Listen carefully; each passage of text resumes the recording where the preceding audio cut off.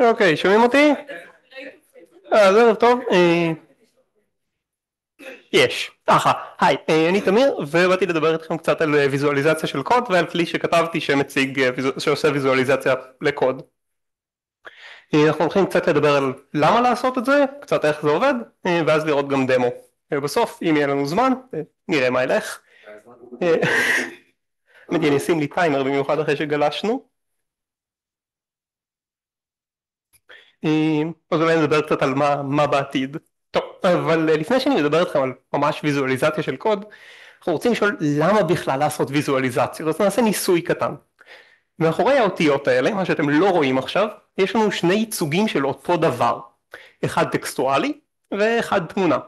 אני עוד רגע הולך לתת לכם כמה שניות להסתכל על זה, ואני ארצה שתגידו לי אחר כך איזה מהדברים היה יותר ברור ויותר מהר להבין מה יש בו. בסדר, כולם מוכנים? אוקיי. אוקיי. אז אחרי שהסתכלנו על זה רגע, מי חושב שמאחורי A הטקסט היה יותר ברור? ומי חושב שמאחורי B התמונה הייתה יותר ברורה? אוקיי, מעולה. אז עכשיו ראינו כבר שיש ערך לויזואליזציה של דברים באופן כללי, שלפעמים תמונות עדיפות על טקסט.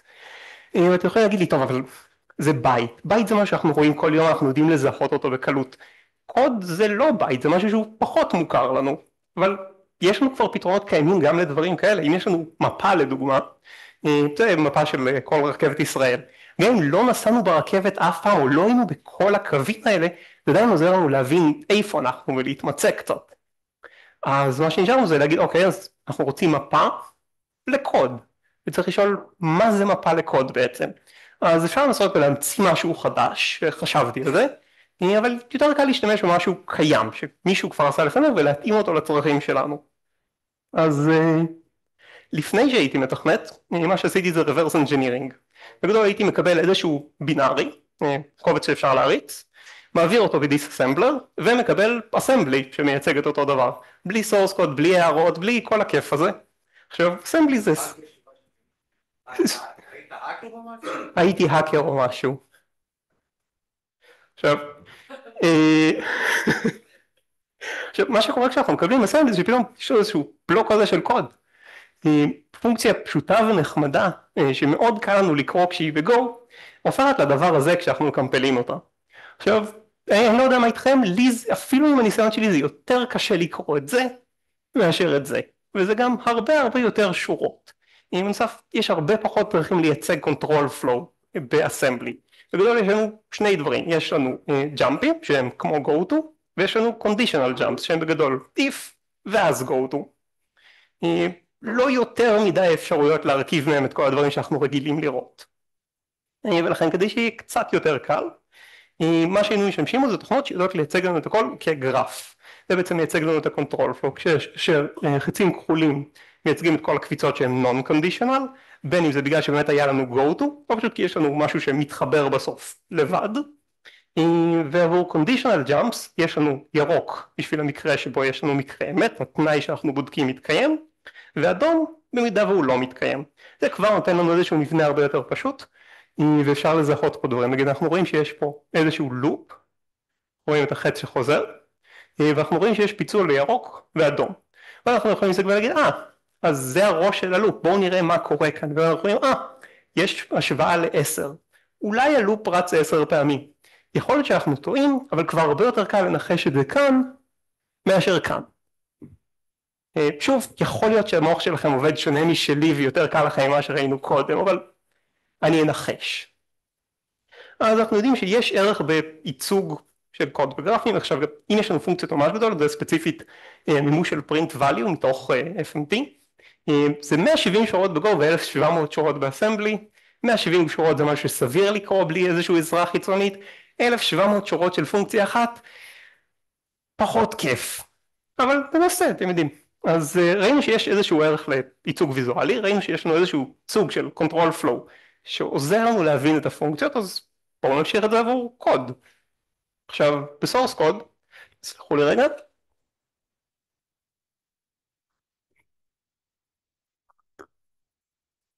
יש לנו כבר הרבה יותר מבנים מאשר מה שיש לנו באסמבלי. כי יש יותר control structure, שזה נחמד ועוזר לנו לכתוב, וגם עוזר לנו לייצג את הגרפים בצורה קצת יותר מורכבת. אז נתחיל ונדבר על הפרימיטיבים שאיתם אנחנו בונים את הגרף. דבר ראשון, יש לנו בלוקים, בין אם יש לנו שורה אחת או כמה שורות, אנחנו רוצים פשוט לייצג את זה כבלוק בגרף. אם יש לנו שורה אחת, זה יהיה איזשהו בלוק שהוא יחסית נמוך, אם יש לנו הרבה שורות, נעשה בלוק שמן יותר, כדי שיהיה אפשר לראות, כאן יש לנו הרבה שורות שרצות. זה עוזר קצת לקבל את המבנה של הגרף. אחר כך, נדבר על הקפיצות שדיברנו עליהן קודם. אם יש לנו go to, כן, גם ב-go יש go to, הוא שימושי לפעמים, אנחנו נעשה חץ כחול. אם יש לנו תנאי, נעשה את החצים האדום והירוק, בשביל לדעת מה במקרה שהתנאי מתקיים, במקרה שלו.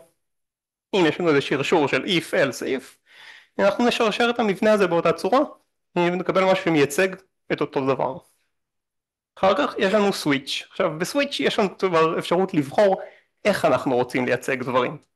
כי סוויץ' הוא בעצם, הוא מדמה רצף של תנאים אחד אחרי השני, ולכן אנחנו יכולים לייצג אותו כרצף של תנאים אחד אחרי השני. צד שני זה סוויץ', וזה נחמד לדעת שיש לנו סוויץ', כי בדרך כלל כשאנחנו בתור מתכנתים כותבים סוויץ' או כותבים if, else, if, else, if, יש סיבה להבדל בין שני הדברים. אז אנחנו יכולים לייצג את סוויץ' כפיצול מנקודה אחת להרבה אפשרויות. אנחנו יודעים שהקוד לא רץ בהרבה אפשרויות, ולכן אנחנו נבין, זה סוויץ'. עוד מבנה שחשוב שנדע לייצג, זה לופ. את הלופ אנחנו כבר יודעים לבנות ממה שדיברנו עליו עד עכשיו. יש לנו חץ כחול שחוזר לנו מסוף הלופ בחזרה לראש שלו, אנחנו נייצג אותו פה קצת יותר עבה, כדי שכשנראה חץ טיפה מרחוק, טיפה כשאנחנו לא שמים לב בדיוק לאן הוא הולך, אז בגלל שהוא עובר אנחנו נדע, זה חץ שחוזר למעלה, בניגוד לחצים דקים שיורדים למטה. כמובן בגלל שיש לנו הרבה יותר חצים שיורדים למטה, אנחנו נשאיר אותם דקים, ואת המקרים היוצאי הדופן שהם חצים שעולים, נעשה בצורה מודגשת. עכשיו כאשר לופ מורכב הרי מתנאי פלוס go to בסוף, אז את התנאי אנחנו שוב מייצרים כמו שהצגנו if קודם. עד כאן שאלות? אחלה. אם אנחנו מחברים את כל הדברים האלה, אנחנו יכולים לקבל פונקציות שהן כבר יותר מורכבות, וכדי שנוכל לזהות איפה הפונקציה מתחילה, איפה נגמרת ומה הולך, גם כשיש לנו הרבה בלוקים, אנחנו נייצג את ההתחלה של הפונקציה בירוק, ואת הסוף של הפונקציה באדום. כמובן יכול להיות לנו יותר מנקודה אחת שהפונקציה יוצאת, אבל רק כניסה אחת לפונקציה, לפחות, שוב, עד כמה שאני מכיר. אז עכשיו נשאלת השאלה, אוקיי, יש לנו את כל זה, אמרנו שזה נחמד לעשות גרפים, ראינו איך גרף יכול להיראות, איך מממשים את זה, מה אנחנו צריכים לעשות בשביל שהאשכרה זה יקרה. יש לנו איזושהי פונקציה, ואנחנו רוצים בסופו של דבר לקבל גרף של הפונקציה. עכשיו, כמובן, כמו שראיתי לכם, אני לא אשאיר את כל הטקסט בפנים, כי ברגע שזה גרף גדול יותר זה כבר לא עוזר לנו בכלל, זה ימלא את המסך ולא נראה את כל הגרף. אבל אנחנו רוצים את המבנה שמייצג את אותו דבר. בשביל לעשות את זה, אנחנו צריכים לקחת את הקוד ולהפוך אותו מטקסט שנוח לנו לקרוא, לאיזשהו מבנה שנוח למחשב לקרוא. אז בהתחלה אנחנו פשוט נחכה קומפיילר, ונעשה את הצעדים הראשונים של קומפיילר עושה. הצעד הראשון הוא מה שנקרא לקסינג או טוקניזיישן, כשאנחנו לוקחים את הטקסט ומפרידים אותו לחלקי הבסיס של השפה שלנו. Go מגדיר 4 סוגים של טוקנים בגדול, יש לנו מזהים, יש לנו מילות מפתח, נוכל לעשות את זה בעברית, אנחנו נעבור על האנגלית, כן. יש לנו identifiers שהם דברים כמו כל השמות של המשתנים, יש לנו keywords כמו if, יש לנו operators and punctuation שזה כולל את כל הסימנים המוזרים שיש לנו פה, כל דברים שאנשים שהם לא מתכנתים לא מבינים למה אנחנו כל כך אוהבים לכתוב, ויש לנו literals שזה כל הערכים שאנחנו רואים כמו שהם פה יש 2 ו-hello world. אז אנחנו פשוט ניקח את התוכנה, את הקוד שלנו ונפצל אותו לרצף של הדברים האלה. אנחנו באמת יכולים לראות מה כל אחד. בשלב הזה זה כבר נותן לנו איזשהו בסיס לבנות מעליו את השפה. ואז אנחנו הולכים לשלב הבא שנקרא parsing. בשלב הזה אנחנו לוקחים את הטוקנים האלה ובונים מבנה קצת יותר מורכב. במקום רק מחרוזת אנחנו נבנה מהם עץ. העץ הזה נקרא abstract syntax tree או AST, מה שבטח אני אתייחס אליו ככה בהמשך. והוא אפשר לנו לייצג את הקוד בצורה שהיא מובנית והיררכית ואפשר להבין מה הולך בה. בגדול הקוד יהיה מחולק לשני סוגים של דברים. אחד זה expressions.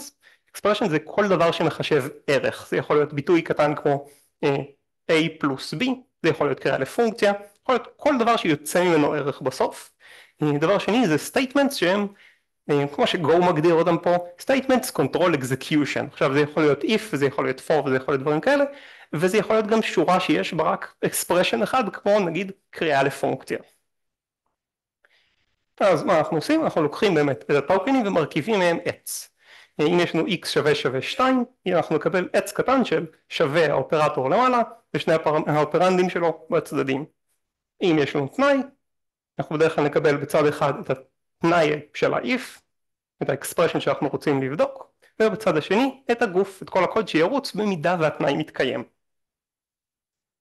ככה אנחנו יכולים להרכיב עץ שמורכב מחלקים יותר ויותר גדולים, ומייצג לנו את כל התוכנית, או בדרך כלל את כל הקובץ שלנו או את כל הפקאג', ולא ממש את הקשרים בין פקאג'ים, אבל זה פחות קריטי כרגע. עוד נקודה מעניינת כשאתם מסתכלים על זה, אתם יכולים לראות שיש פה נקודה פסיק בתוך הטוקנים שלא קיימת בקוד, כי Go מכניס אותם בעצמו לכל מיני מקומות מעניינים, פרט טריוויה מעניין, עוד שרוב הזמן לא צריך לדעת אותו.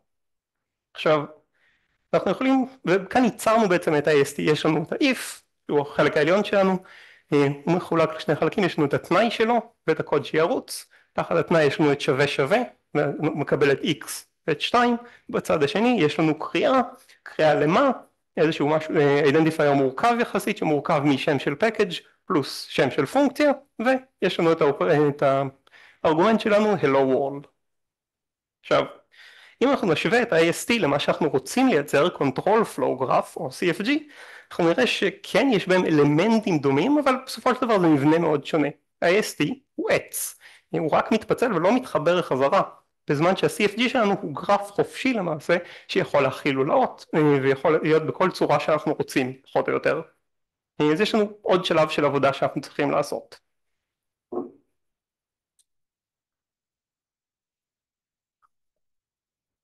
עכשיו, עוד מה שתשימו לב עליו, שקודם הייתה לנו פונקציה יחסית קצרה, אפילו לא פונקציה, קטע קוד יחסית קצר, והגרף יצא קצת גדול על השקף. לכן כשאנחנו עוברים עכשיו לייצג פונקציה שלמה, אתם תסלחו לי, אבל אני לא אציג לכם גרף שיהיה פי 3 מהמצגת, אלא אנחנו נמשיך להסתכל על זה בתור קוד, כי בזמן שלמחשב נוח להסתכל על זה בתור עץ, אנחנו אנשים וקוד זה בסדר, זה מה שאנחנו רגילים לקרוא. עכשיו אנחנו רוצים לשאול, אוקיי, יש לנו את הקוד שהצגנו ברקע, תזכרו בראש את ה-AST הזה, איך אנחנו הופכים את זה עכשיו ל-CFG.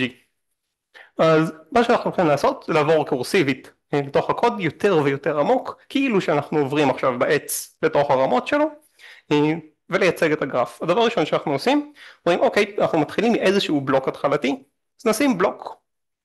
עכשיו, אנחנו הולכים ומסתכלים מה זה הבלוק הזה, מה יש לנו פה. היחידה הבסיסית שיש לנו בתוך פונקציה היא מה שנקרא בלוק בגו. בלוק מכיל עוד אלמנט אחד בתוכו שנקרא statement list, שזה פשוט רשימה של כל הסטייטמנטים בפנים. אנחנו נסתכל ונראה שיש לנו 4 סטייטמנטים פה, יש לנו if, אחריו יש עוד if, אחריו יש הגדרה של משתנה ואחרי זה for, ולכן נחליף את הבלוק שהיה לנו קודם ב4 בלוקים שמחוברים אחד אחרי השני. נכון, אין לנו go to ביניהם, אבל אנחנו עוברים בלי תנאי מאחד לשני, לכן פשוט נשים פה חצים כחולים. ואז נתחיל ונעבור לחלק הראשון. יש לנו if. מה אנחנו עושים? לוקחים את הבלוק שיש לנו ומחליפים אותו בטמפלייט של if. כמו שדיברנו קודם, if כולל חצי ירוק אחד במקרה שהתנאי מתקיים, וחץ אדום במקרה שהתנאי לא מתקיים. ואז ניכנס יותר עמוק. יש לנו return. מה אנחנו עושים? מחליפים את הבלוק שיש לנו שם ב-return. עכשיו אתם יכולים לראות שקיבלנו קצת שינוי מבני. אחד, קיבלנו בלוק אדום ונחמד שאומרנו זה return. דבר שני, אין המשך של עוד חצי יוצא מה-return, העלמנו את החצי הזה כי אנחנו לא ממשיכים בריצה של הקוד שלנו אחרי ה-return. אנחנו יוצאים מהפונקציה. עד כאן ברור? אחלה. אנחנו עוברים אחר כך ל-if השני, אני לא אתעמק בו כי זה בדיוק אותו דבר, ואנחנו מגיעים להגדרה של משתנה n שווה 0. זה לא משנה את הזרימה בכלל, ולכן אנחנו פשוט נקפוץ לבלוק הבא.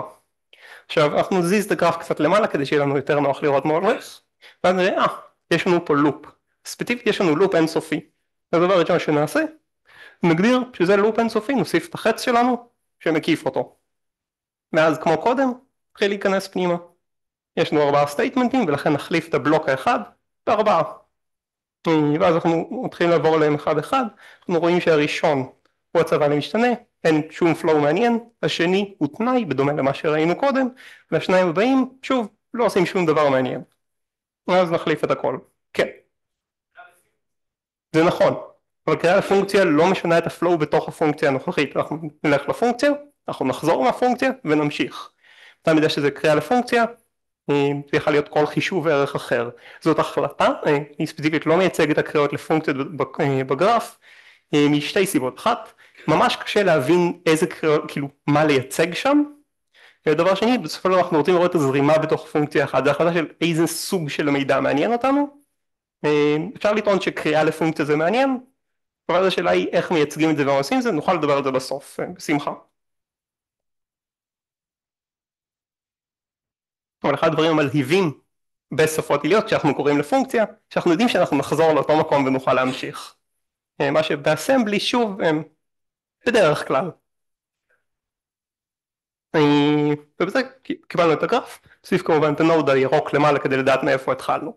עכשיו זה כמעט מה שאנחנו רוצים. אם אתם זוכרים אמרתי קודם שכשיש לנו כמה בלוקים, כמה שורות אחד אחרי השנייה, אנחנו רוצים להציג את זה בעצם כבלוק אחד גדול. כי זה יותר נוח להסתכל על זה ולהבין מה הולך. בנוסף יש לנו פה באמת הרבה בלוקים שנראה שסתם עוברים ביניהם וזה לא זרימה מעניינת. אנחנו רוצים עכשיו לצמצם זה, לפשט קצת את הגרף.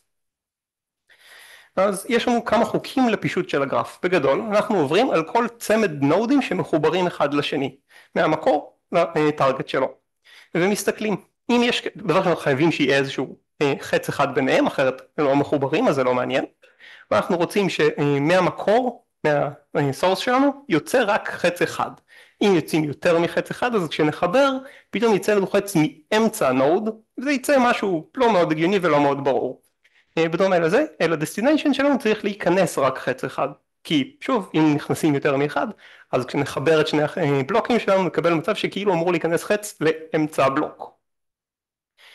את כל שאר הנודים אנחנו מזהים עם כל המקומות שאפשר לחבר אותם ומחברים אותם ביחד.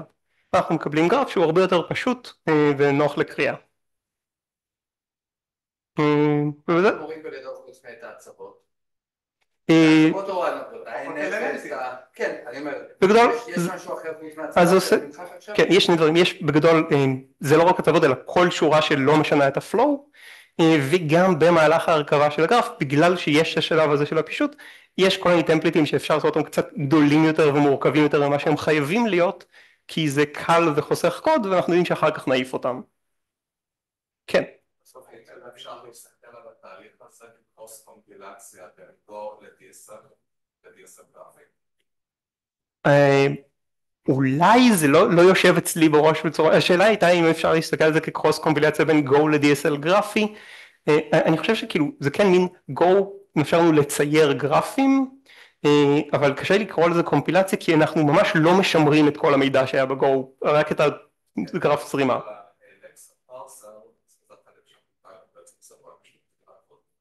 כן, זה נכון, זה התחלתי של קומפילציה לקסינג והפרסינג בשביל לקבל איזשהו ייצוג בסיסי של הקוד, ה-AST.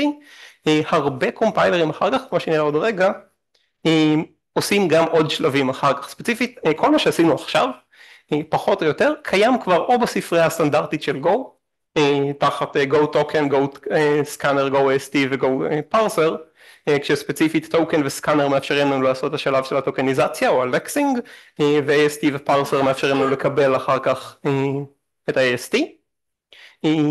שלב של יצירה של ה-CFG שהוא גם דבר שקומפיילרים עושים הרבה פעמים בעיקר לצורכי אופטימיזציות. הוא משהו שאנחנו יודעים דרך X Tools לקבל גם, יש לנו את ספריית CFG שמאפשרת לקחת AST ולקבל ממנו CFG, ויש את ספריית SSA שמאפשרת קצת ייצוגים יותר מתקדמים של הקומפיילר וגם נותנת לנו אאוטפוט דומה. כל ספריות מקדימות אני ממליץ לנסות לשחק עם זה, זה יותר קל מלכתוב את כל הקוד לבד. כשניסיתי לממש את מה שאנחנו מדברים עליו בפעם הראשונה, השתמשתי בספריות האלה כי הן נוחות, הן פשוטות וזה פשוט עובד, שזה תענוג בהשוואה להמון שפות אחרות שאני לא ממליץ לכם נגיד לעשות את זה ב-C++. ממש לא ממליץ גם לקבל את ה-AST מהקומפיילר, לא כדאי, אבל בגו זה נחמד. אבל בסופו של דבר אני לא עבדתי עם גו כי היו לי כמה דרישות אחרות. ספציפית רציתי לתמוך בעוד שפות, מה שאומר שספריות של גו שתומכות רק בגו לא עוזרות לי. דבר שני, רציתי לכתוב כלי שרץ ביותר מקומות, רציתי לכתוב כלי שרץ גם בדפדפן וגם ב-IDEs, ולכן בלית ברירה כתבתי אותו בטייפסקריפט. אז אנחנו עוד רגע נראה את הכלי. בגדול הוא כתוב בטייפסקריפט, עובד גם בדפדפן, גם ב-VS Code, גם ב-IDs של JetBrains, משתמש בספרייה שנקראת 3Seater בשביל לייצר את ה-AST. 3Seater זו ספרייה שאולי אתם מכירים כי היא משמשת לסינטקס היילייטינג, אני חושב שבניו-וים ובעוד בהרבה דברים עכשיו, היא מאוד פופולרית ונחמדה, ואני משמש בגרף-ויז, זה הלוגו השני ליד, בשביל לייצר את הגרפים. גרף-ויז מאפשר לכתוב טקסטואלית את הייצוג של הגרף, ואז הוא נותן לי SVG בחזרה. מה שחוסך ממני את הצורך לכתוב מנוע לייאוט לגרפים, שזה פרויקט מעניין, שיקח 2, 3, 5, כאילו, פנן. כרגע יש תמיכה ב-Go, Python, C, C++, TypeScript, JavaScript, JSX ו-TSX, ברמות שונות של תמיכה. אני מאוד שמח כשאנשים מדווחים לי על באגים, כי שפות הן דבר גדול, ולדעת שמימשתי את כל התקן של השפה בצורה מדויקת מספיק, זה קשה. וגם בגלל שזה לא משהו סטנדרטי שכולם מייצרים control flow גרף של הקוד שלהם, זה לא שיש דאטאבייס שאני יכול להסתכל, הנה כל הדוגמאות הנכונות, הצלחנו, כן. יש את מה? אנטלר עושה בגדול, שוב, יש את אנטלר, הוא יוצר לי פרסרים, הוא מחליף את 3Seater, הוא לא מחליף את היצירה של ה-CFG, שזה החלק שאני רוצה בדיקות בשבילו. לשמחתי הרבה אני לא צריך להשתמש באנטלר, אלא ב-3Seater, שהוא חדש יותר, נוח יותר לשימוש מהניסיון שלי, וגם יש לו, כאילו, הוא כתוב בראסט, הוא זמין עם ביינדינגס כמעט לכל שפה שאתם יכולים לדמיין, ויודע לרוץ בווב אסמבלי, אז זה הופך אותו למאוד נוח. כמובן כמו כל ספרייה, כל כלי שמכבד עצמו היום, יש דארק מוד, כדי שתוכלו לקרוא את הגרפים שלכם בצורה יפה יותר, והכל קוד פתוח. עכשיו בואו נסתכל קצת על איך דברים נראים.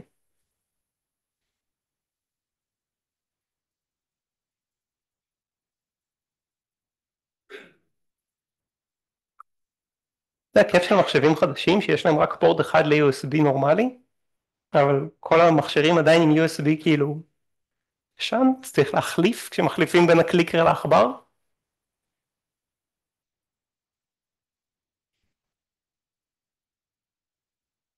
הופה, דמו.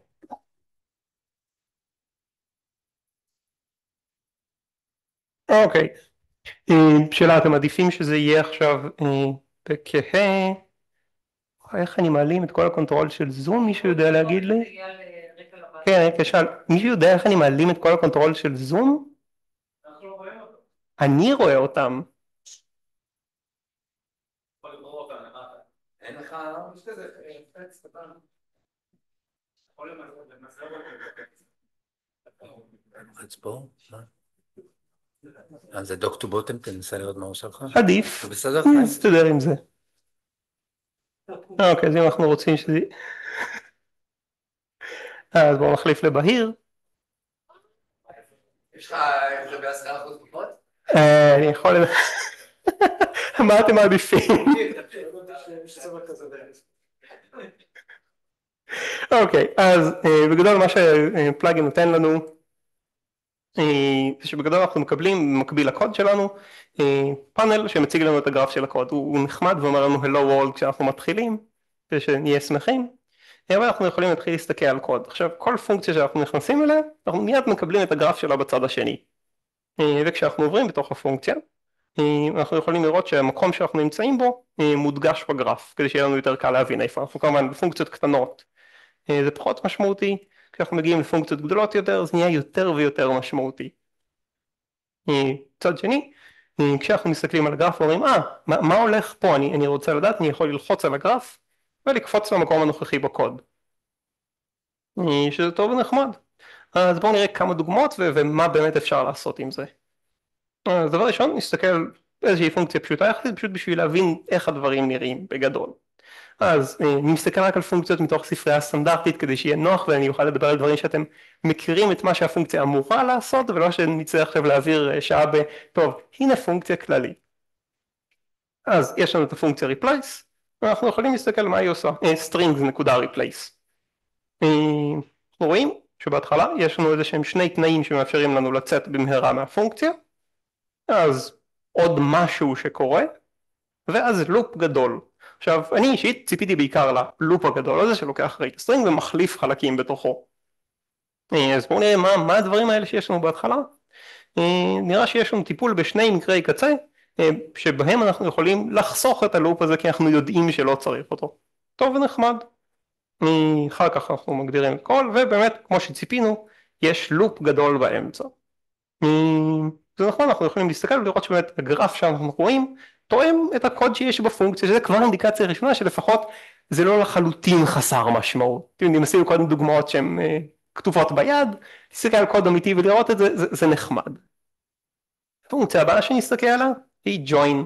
היא מקבלת סלייס של מחרוזות וספרטור ומחברת אותם. שוב, לי אישית יש ציפיות לגבי הפונקציה, נגיד שאני אראה לופ בפונקציה שלוקח את המחרוזות האלה ומחבר אותם. אבל אני מסתכל על הפונקציה ורואה, יש לי פה שני לופים. למה שיהיו לי שני לופים? כמובן, זה עדיין פונקציות קטנות, אני יכול יחסית בקלות לעבור על כל הקוד ולראות, זאת הסיבה שיש לי שני לופים. אבל ברגע שאני רואה את זה בגרף, זה ישר קופץ לי לעין, כי אני ציפיתי לאחד. אז אני יכול לשאול, למה יש פה שניים? מה הלופ הראשון עושה? אבל אני יכול לראות שיש לי לופ שבעצם לוקח ומחשב את האורך של המחרוזת שאמור להתקבל, ואז אני יכול ללקץ מראש אילקוץ אחד של המחרוזת באורך המלא, במקום להעריך אותה כל פעם מחדש בתוך הלופ, אם הייתי עושה מימוש נאיבי. שזה נחמד וזה חוסך לנו זמן, ושוב זה עוד משהו שראינו ישר שיש פה משהו שונה ממה שציפינו כשהסתכלנו על הגרף. בשלב הבא נסתכל עוד פונקציה, repeat, מקבלת מחרוזת ומשכפל אותה כמה פעמים שאנחנו מבקשים.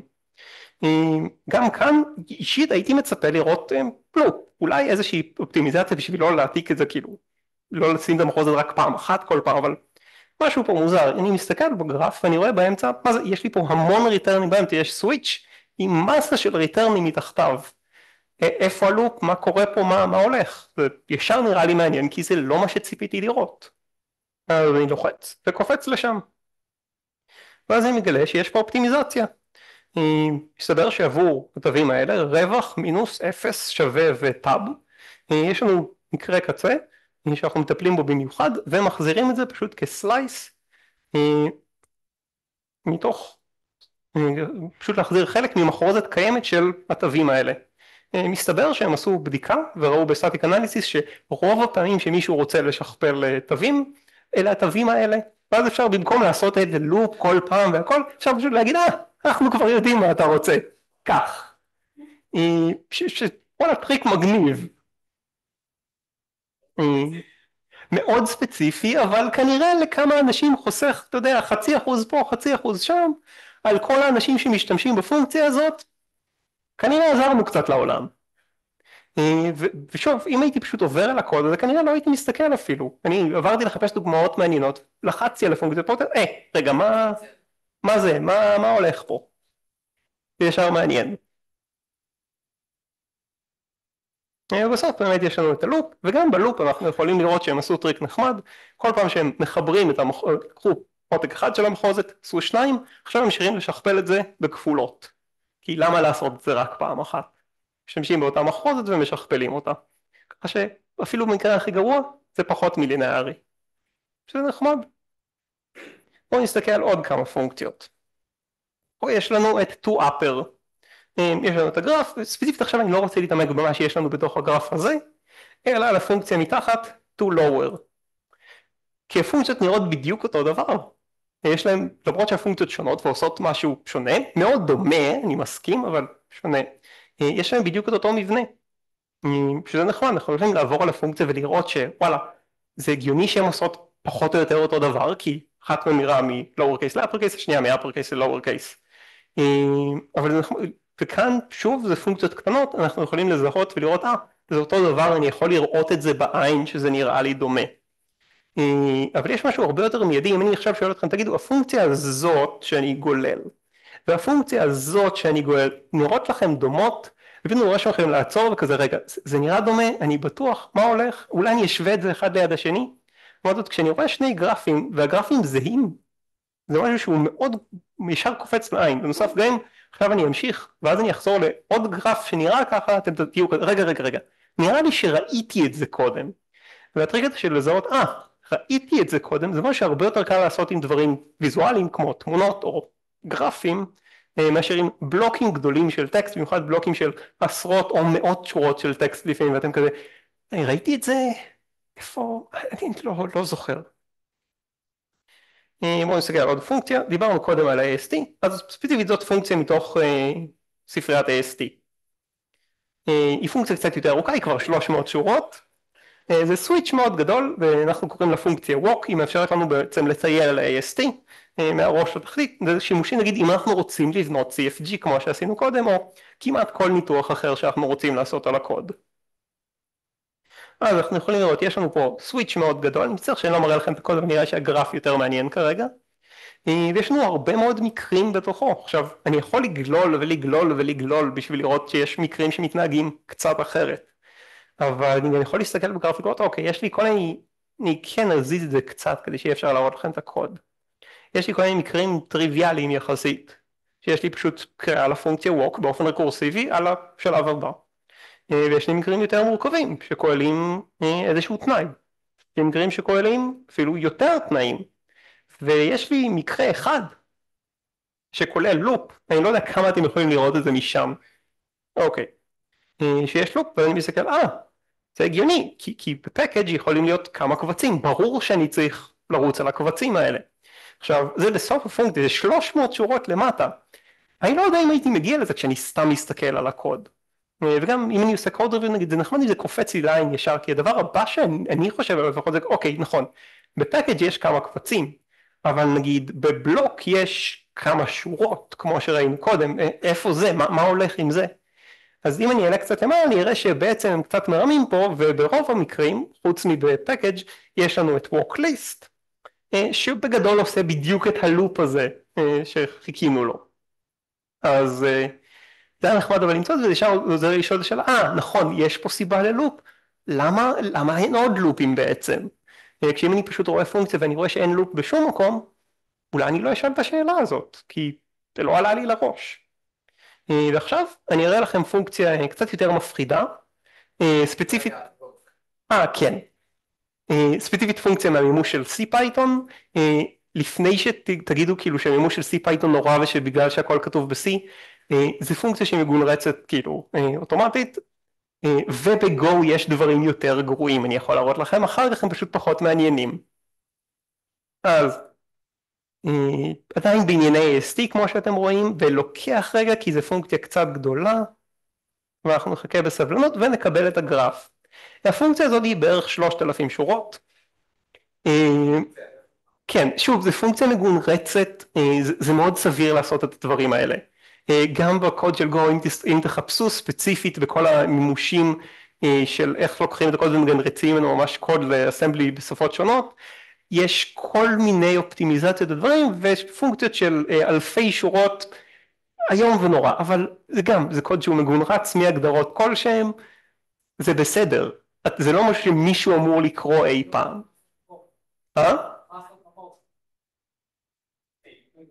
כן, מה שפת מקור? זה לא בכך מגונרץ משפת מקור, זה מגונרץ פה ספציפית מהגדרה של הפרסר. פרסרים ולקסרים זה מה שבדרך כלל כותבים להם איזושהי הגדרה כאילו ב-DSL כלשהו, ואז זה מגנרצים מהם קוד. יש הבדל בין לקנרץ ולג'נרט? לא. זה עברית שפה. כל מילים ששאלנו באופן מאוד בוטה משפות זרות, זה כמו מקסירים, קוסרים, מקסרים, יש לנו שלל אפשרויות, ובכל מקרה, אז זה פונקציה ענקית ואנחנו לא רוצים לנסות אפילו לקרוא את כל הדבר הזה, אבל יש כל דברים שאנחנו יכולים לראות ישר, יש פה משהו שאני יכול להבין. אם אתם מסתכלים על התחתית, אתם רואים שלמרות שיש לנו איזשהו פיצול בהתחלה, הסוף של הפונקציה הוא שטוח. מה שזה אומר לנו זה שזה לא רצף של קטעי קוד שרצים אחד אחרי השני, אלא שכמו בסוויץ', למרות שאין לנו פה סוויץ', יש לנו בחירה בין קטעי קוד שונים. יכול להיות שאני אגיע לקטע הזה לדוגמה, ויכול להיות שאני אגיע לפה, אבל אני יודע שזה אוסף של אפשרויות, נכון, ושאני לא יכול להגיע מאחד לשני. זה נותן לי כמה דברים לעשות. אחד, זה שאם אני מסתכל על קטע אחד, ורואה, פה יש לי טיפול במקרה שאני מסתכל על ההגדרה של async function. אז אני יודע שכל הבלוק הזה כנראה עוסק בזה. זה גם נחמד אם אני מנסה לקרוא את הקוד, אבל גם אם אני רואה איזשהו מבנה כזה, אני יכול להגיד, אוקיי, אז אולי אני אשלוף את זה לפונקציה נפרדת, ואפריד את זה, כי כל בלוק שיש לנו פה, שאנחנו רואים באמת שזה נפרד, אני כנראה יכול להפריד את זה לפונקציה אחרת, ולדעת שאני לא אצטרך להחזיר יותר מדי פרמטרים החוצה, ולא צריך לדאוג לזרימה אחר כך, כי אני רואה שזה נגמר פה, יש לי בסוף כאן, את העכבר הוא נעלם בגלל הזום, תודה. בתחתית אתם רואים שם את הנקודה האדומה הקטנה, שזה הריטרן בסוף. אני יודע שכל חלק כזה רץ בנפרד, אין לי לופ פה שעובר למעלה, כי גם את זה הייתי רואה. בסופו של דבר אני יכול לדעת, הבלוק הזה, אני יכול להפריד אותו לפונקציה, וזה יעבוד סבבה. שזה טריק ממש שווה כשאנחנו ניגשים לקוד שאנחנו לא מכירים, לקוד מאוד גדול, אנחנו יכולים לזהות דברים של, אפשר לשלוף את זה לפונקציה. כלומר, זה לא תמיד עובד, כי לפעמים זה לוגית אפשר לשלוף את זה לפונקציה, ופרקטית בגלל שהקוד בנוי, אני אצטרך להעביר לפונקציה הזאת, נגיד 20 משתנים שונים, שזה כמעט מה שאני רוצה לעשות. אבל עדיין נותן לי איזושהי נקודת התחלה שהיא שונה והיא הרבה יותר נוחה, מאשר אם לא היה לי את הגרף, נגיד, שוב, 3,000 שורות של פונקציה, אתם לא ממש רוצים לעבור על זה עכשיו כטקסט. אפשר, אבל חבל. רגע, רק תחזור רגע לתמונה, אני מזכיר לי דילמה ממש בזמן האחרון שאני בטוח שלא נתקלים בה, ולפעמים אתה מסתכל על קטע קוד, ואתה אומר, האם יש סיכוי שמהקוד הזה אני מגיע לפונקציה אחרת במקום אחר? עכשיו, אתה יכול לנסות למצוא את זה כלפי מעלה, ניגש לפונקציית מטרה, מתחיל לראות את כל המקורות שלה, 6 קוראים לפונקציה האלה, אפשר ללכת על כל ה6 וכן הלאה, יכול ללכת הפוך, והפונקציה הזאת מתחיל לרדת למטה. כשזה בציור כזה, זה נראה לי מצוין למצוא האם אני מגיע לנקודה הזו והקוד באיזשהו מצב, בנקודה אחרת, כמו שהראית במקרה הזה, זה לא.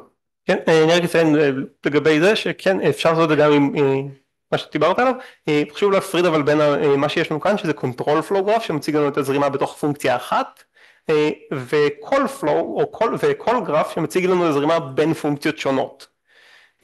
יש גם לפעמים מנסים לייצג גרפים שהם קצת מחברים את זה, כי לפעמים יש לנו מעבר דרך פונקציה, אבל עדיין הוא לא יכול לגעת בשתי פונקציות, אלא רק באחת מתוך 2 בגלל תנאים וזה, זה נהיה יותר ויותר מורכב, אבל כן, גרפים זה מאוד נחמד, במיוחד שברגע שיש לי ייצוג תכנותי של הגרף, אני יכול לשאול עליו שאלות.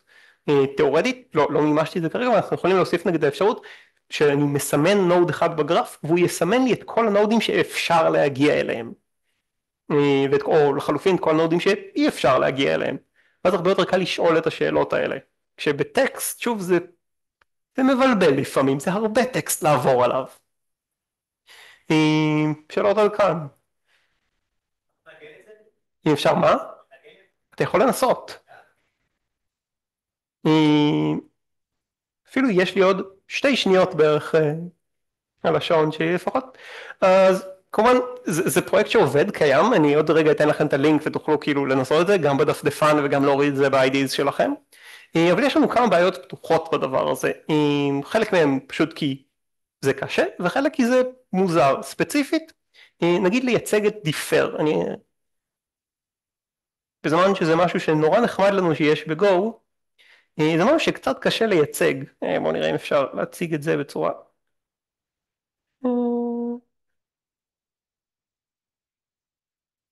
זה לא רוצה לשתף פעולה.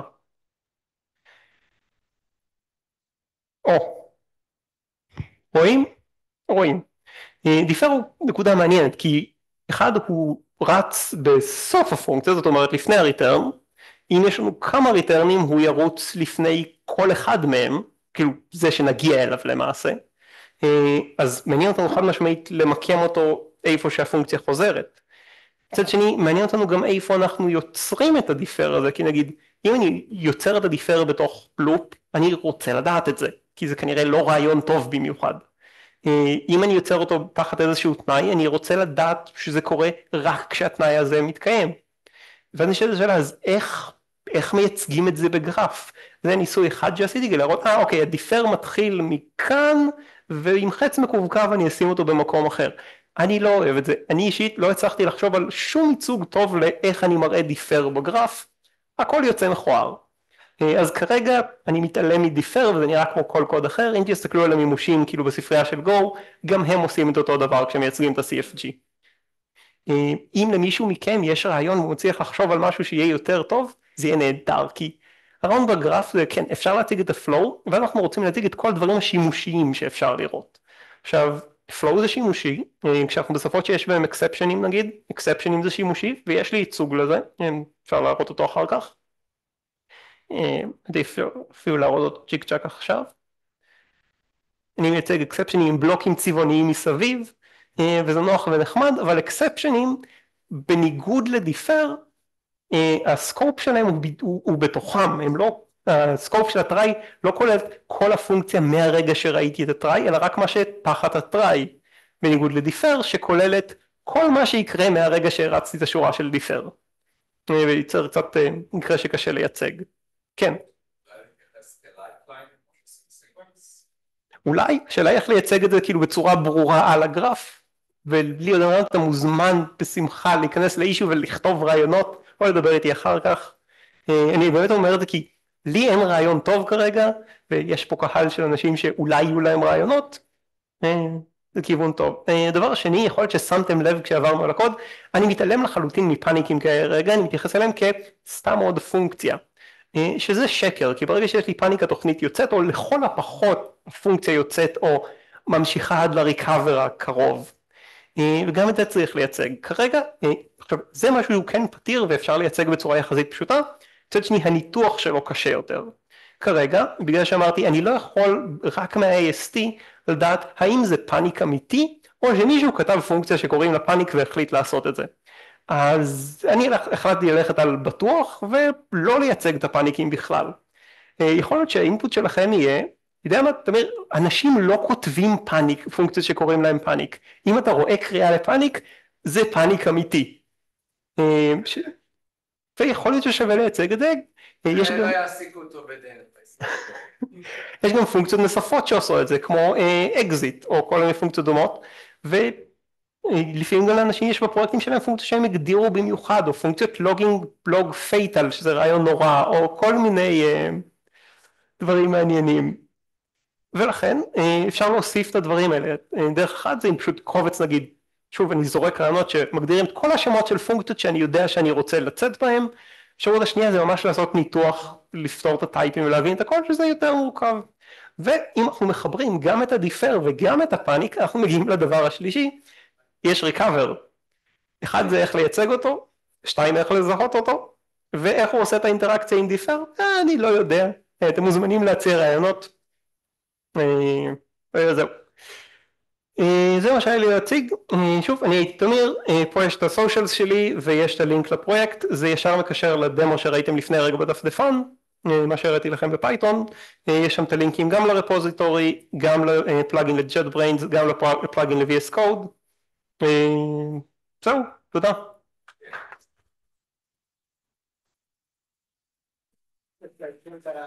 reverse engineering, למה? לאיזה צורך? ביטחון? מה? אוקיי, מאוד לא קשור עכשיו, אבל הרבה לאינטרופרביליטי. יש תוכנה, חסר בפיצ'ר, צריך להוסיף פיצ'ר, צריך להיכנס, אבל זה הרצאה אחרת. אפשר לדבר על זה אחר כך. שאלות שרלוונטיות? אוקיי, תודה רבה.